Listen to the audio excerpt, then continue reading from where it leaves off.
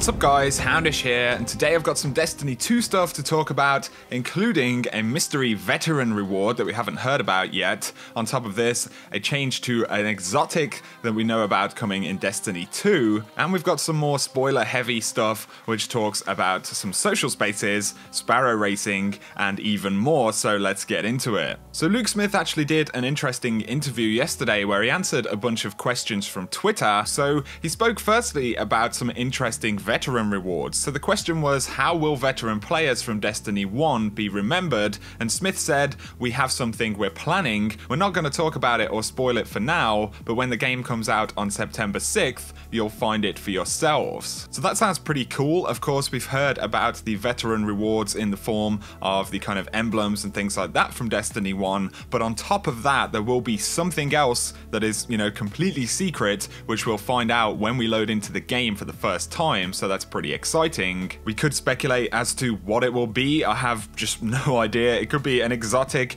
it could be, a class item, shaders, it could be any number of things. I anticipate it's going to be pretty cool though, because they've kept it secret up until now. He also added though that if you played Destiny 1 to completion, then you're going to enter the world of Destiny 2 a little differently from everybody else. So this is also a pretty interesting statement. Sounds like there could be a different kind of story beginning if you've already played Destiny 1 than what you would have if you were brand new to the Destiny franchise with Destiny 2. So Bungie are definitely working on ways of kind of welcoming veteran players back into the game and rewarding you for stuff, or rewarding us for stuff that we did back in Destiny 1, so that's super exciting, and we'll have to find out exactly what those things are when the game launches. Up next, he speaks about some enemy stuff and kind of how the storytelling is working in Destiny 2, as well as a little hint towards potential future DLC content. So somebody asked, what role will the Taken King or the Vex play in Destiny 2? He didn't elaborate on the Taken in particular, but he did say that when you're playing through the content of the game, it will be pointing at where they are going next with the game, so he could well be referencing, the long-term progression and development of the story,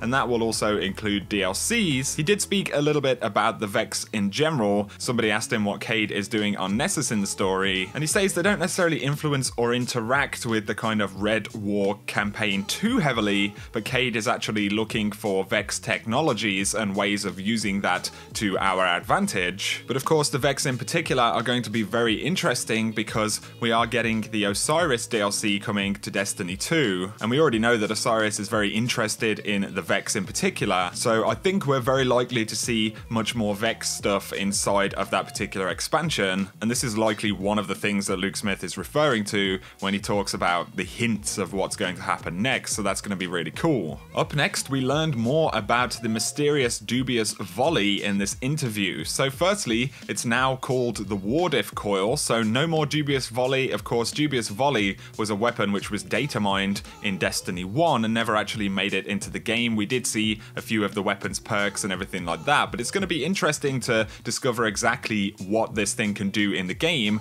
how they've changed its bonuses. Obviously, we know it'll blow things up, that bit's pretty obvious, but Wardif Coil, pretty interesting name right there. But it also speaks a little more about kind of weapons and how some of the stuff will work. So he confirmed that elemental mods on weapons can indeed be changed at any time. So this is something we anticipated would happen, because when you look at an energy weapon, it has, a void elemental mod or whatever it is. So if you have a favorite hand cannon and that week's nightfall happens to be solar burn, you can throw the solar mod onto that weapon and you're good to go. If we look at the kind of modification for transmats that we can see on ships, it appears that you can kind of activate them, but there is the inventory space for mods on a given piece of gear. So it's possible that you could actually have a void, solar and arc mod on a weapon in its inventory and actually apply different ones that remain inside of that weapon's inventory. That isn't confirmed, but I think it's possible that that could be how it works, because we do see a bunch of inventory slots. Obviously, it depends what other mods we'll see later on down the road. But he did add that exotic weapons can't do this, just to clarify something else that we already kind of know, but just in case anyone didn't know that. And throughout the interview, he referred to a couple of other sandbox things, and some of the further notes include that the fusion rifle got toned down a little bit from the first console beta. Obviously, it was incredibly strong. On top of this, they've also reduced sniper flinch and sway a little bit, and and they've bumped up rocket launcher PvE damage. I think it's good that they kind of rolled back a little bit of the flinch and sway that you see on snipers in particular, because Destiny 2 is a very flinch heavy game. That's kind of a big factor of the gun mechanics. And I guess it's a fine line of kind of balancing how the weapon performs and also how it feels, because Destiny is about having those cool kind of action moments. But a couple of things worth noting is that in the PC beta you can see that the grenades are considerably stronger. When you throw a grenade into a bunch of enemies, you know, they do pretty noticeable damage, so that's always nice because grenades cool down a little slower and we have a little bit less control from what we know over, you know, how much we can up those cooldowns. On top of this though, weapon damage feels pretty good in the beta. You'll also notice that